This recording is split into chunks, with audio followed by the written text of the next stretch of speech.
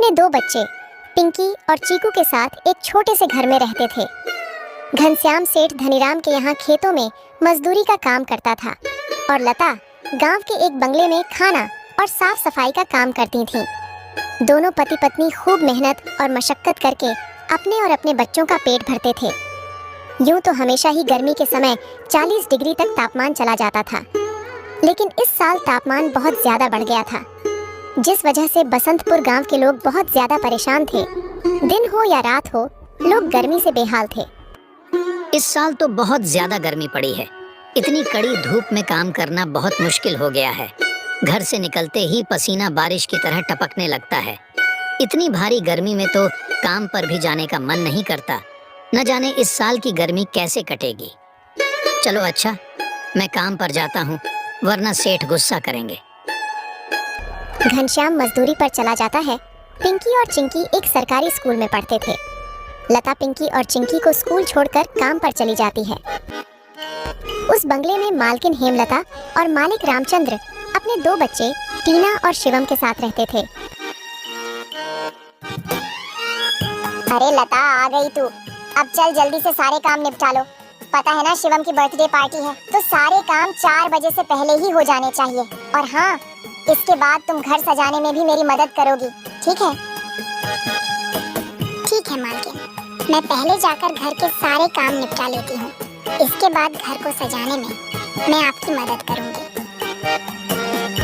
ऐसे लता घर के सारे काम करने के बाद हेमलता की घर को सजाने में मदद करती है। हेमलता और लता मिलकर पूरे घर को अच्छी तरह से सजा देते हैं। अच्छा मालकिन, मैंने घर के सारे काम निपटा दिए हैं और पार्टी की सारी तैयारी भी हो गई है, तो अब मैं घर जाती हूँ। हाँ ठीक है, लेकिन पता है ना तुम्हें आज शिवम की बर्थडे पार्टी है, तो तुम शाम को 7 बजे अपने बच्चों के साथ पार्टी में आ जाना। और हाँ, मुझे तुम्हारी थोड़ी मदद की भी जरूरत होगी। ठीक है मालकिन, मैं शाम के समय बच्चों के साथ यहाँ आ जाऊंगी। ऐसा कहकर लता घर चली जाती है और दोनों बच्चों को तैयार करके शाम को 7 बजे पार्टी में आ जाती है। पार्टी बहुत ही शानदार होती है। लता के बच्चे इतना बड़ा घर देखकर कहते हैं, अरे यार चिंकी, ये घर कितना बड़ा है और कितना सुंदर है। बाहर कितनी गर्मी है, फिर भी इनके घर के अंदर कितना ठंड लग रहा है। पिंकी और चिंकी की बातें शिवम सुन लेता है और वह उनसे कहता है, अरे ये घर ठंडा इसलिए लग रहा है क्योंकि हमारे घर में हर कमरे में एसी लगा हुआ है।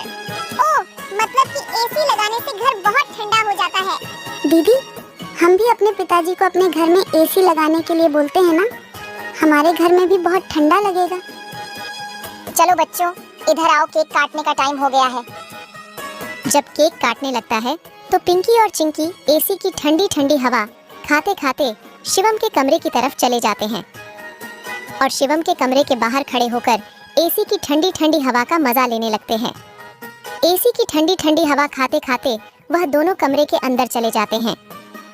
दीदी, यह कमरा तो सबसे ठंडा है, इसमें कितनी ठंडक है।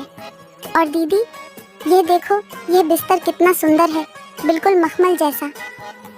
दोनों बेड पर बैठ जाते हैं और ठंडी ठंडी हवा का आनंद लेने लगते हैं। देखते ही देखते 15 मिनट बीत जाते हैं और आराम करते करते कब दोनों की आंख लग जाती है, उन्हें पता ही नहीं चलता। इतनी ही देर में अचानक से शिवम की बहन टीना कमरे में आ जाती है। वह पिंकी और चिंकी दोनों को शिवम की बेड पर लेटा देखकर जोर से भड़कती है। ये दोनों मेरे कमरे में क्या कर रहे हैं? माँ इधर आओ, देखो ये दोनों मेरे बेड पर क्या कर रहे हैं। टीना की आवाज सुनकर हेमलता कमरे में आती है। तुम दोनों अभी के अभी मेरे बेड से उठो। पिंकी और चिंकी हेमलता की आवाज सुनकर जग जाते हैं। लता भी हेमलता की आवाज सुनकर भागी भागी चली आती है। क्या हुआ मालकिन? आपकी बहुत जोर से नीचे आवाज आ रही थी। क्या हुआ? ये पूछ क्या नहीं हुआ? ये देख नहीं रही तू? तेरे बच्चों ने अपने गंदे मेले बदबूदार कपड़ों से मेरा पूरा बेड गंदा कर दिया। तेरे बच्चों ने एसी देखा नहीं कि सोने चले मेरे बेड पे।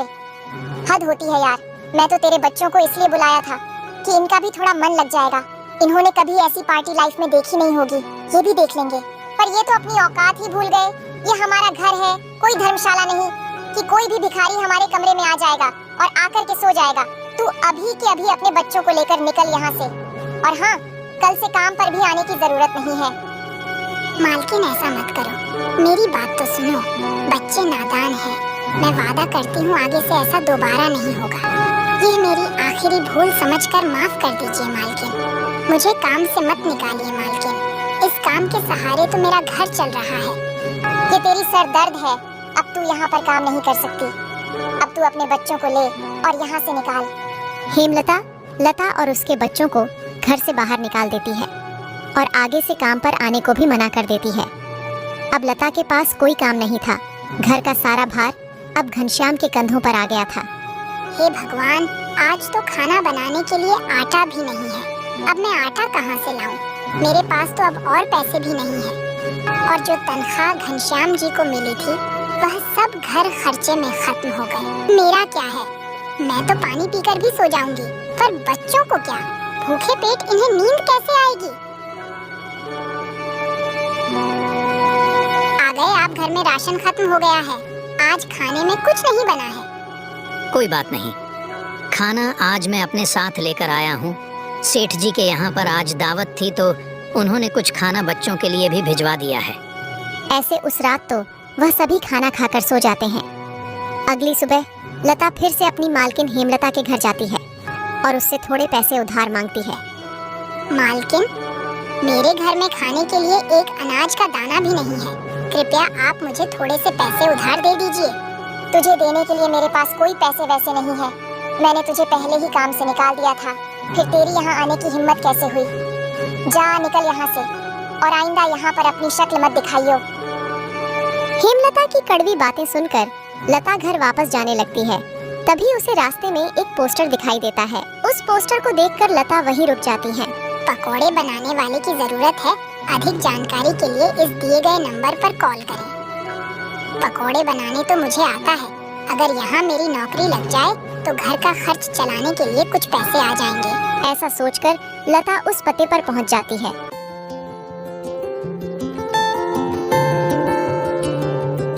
भैया, मैंने आपका पोस्टर देखा। आपको किसी पकोड़े बनाने वाले की जरूरत है? हाँ, जरूर तो है। तुम पकोड़ा बना लोगी। क्या तुम्हें पकोड़े बनाने आते हैं? हाँ, सब मुझे कई तरह के पकोड़े बनाने आते हैं, जैसे मिर्च का पकोड़ा, पालक का पकोड़ा, पनीर का पकोड़ा और भी कई प्रकार के पकोड़े मुझे बनाने आते हैं। तो ठीक है, तुम आज से ही काम पर लग सकती हो। ऐसे लता पकोड़े बनाने वाले के साथ काम पर लग जाती है और ग्राहकों को पकोड़े सर्व करने लगती है। ऐसे ही शाम हो जाती है और रमेश के सारे पकोड़े बिक जाते हैं। चलो, आज तो सारे पकोड़े बिक गए। आज तो तुमने पकोड़े सिर्फ सर्वे किए हैं, लेकिन कल से तुम्हें पकोड़े बनाने भी होंगे। हाँ साहब, मैं बहुत ही स्वादिष्ट पकोड़े बनाना जानती हूँ। तो ठीक है, ये लो आज के काम के पैसे। 300 रुपए लेकर लता सबसे पहले राशन की दुकान पर जाती है और वहाँ से राशन का सामान खरीदकर घर आ जाती है। घर पहुंचकर लता सबसे पहले बच्चों के लिए खाना बनाती है और उनको परोसती है। चिंकी, पिंकी, आ जाओ, खाना खा लो। इतने में घनश्याम भी वहाँ आ जाता है और लता घनश्याम को अपने नए काम के बारे में बताती है। इस तरह सारे मिलकर खुशी खुशी खाना खाते हैं। अगली सुबह लता बच्चों को स्कूल छोड़कर वापस काम पर चली जाती है। दुकान पर पहुंचकर लता पकोड़े बनाती है।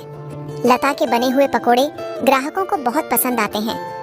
लता के बने हुए पकोड़े खाकर ग्राहक पकोड़े की बहुत तारीफ करते हैं। उनको आज के बनाए हुए पकोड़े कल से भी ज्यादा अच्छे लगे। रमेश भाई, तुम्हारे आज के पकोड़े का तो कोई जवाब ही नहीं। इससे स्वादिष्ट पकोड़े मैंने आज से पहले इस होटल में कभी नहीं खाए। आखिर आज ऐसा क्या मिलाया है इन पकोड़ों में जो इतने स्वादिष्ट बने हैं? आज तो मैं एक और प्लेट खाऊंगा। मेरे लिए एक एक्स्ट्रा प्लेट पकोड़े लगा दो। ऐसे रमेश अपने ग्राहकों के मुंह से पकोड़े की तारीफ को सुनकर लता से कहता है।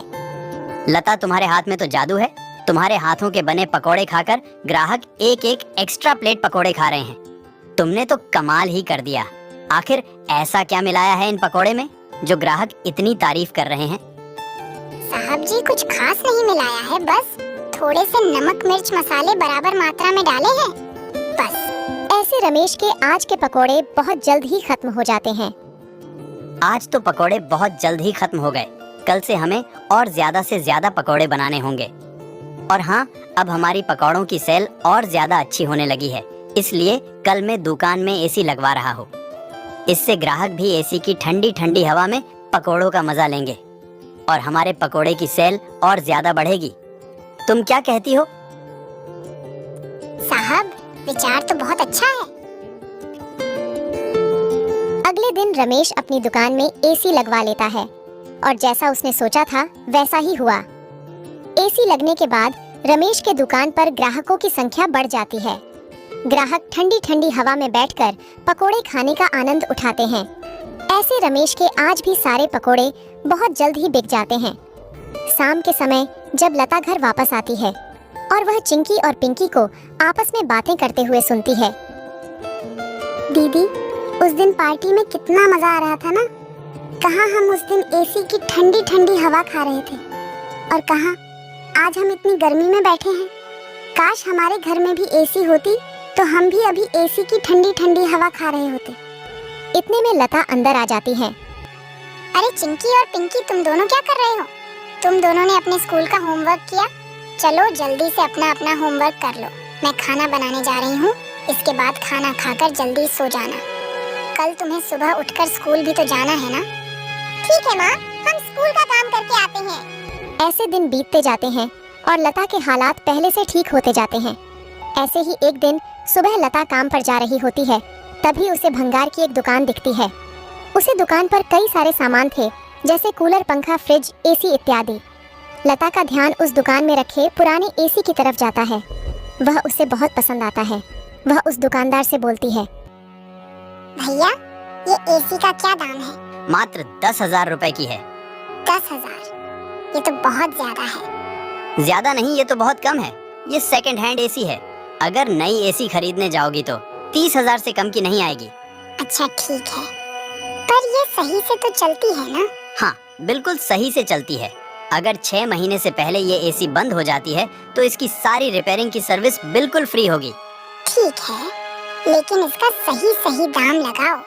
मैं इसके 8,000 दूंगी। अगर तुम्हें देनी है तो मुझे ये ऐसी 8,000 में दे दो। ठीक है, बताओ कहाँ लगानी है। लता उस आदमी को अपने घर लेकर आती है। वह आदमी लता के घर पहुंचकर एसी को लगा देता है। एसी चालू करते ही ठंडी ठंडी हवा घर में फैलने लगती है। बच्चे भी इस ठंडी ठंडी हवा का मजा उठाते हैं। वह दीदी, क्या मजा आ रहा है। एसी की ठंडी ठंडी हवा, ऐसा लग रहा है जैसे बर्फ की चादर ओढ़ ली है हमने। इतनी कड़ी गर्मी में ये ठंडी ठंडी हवा बर्फ की चादर जैसी लग रही है। घर में एसी के लगते ही बच्चे बहुत खुश हो जाते हैं। घनश्याम भी घर पर आ जाता है। ओह, आखिर तुमने बच्चों की इच्छा पूरी कर ही दी। कैसे ना करती भला, बच्चे तो आखिर मेरी जान है। इनसे बढ़कर मेरे लिए कुछ भी नहीं। एसी लग जाने की वजह से बच्चे बहुत खुश होते हैं और लता की कमाई भी अच्छी होने लगती है। लता के बने हुए पकौड़ों की वजह से रमेश के दुकान पर ग्राहकों की भीड़ लगी रहती थी।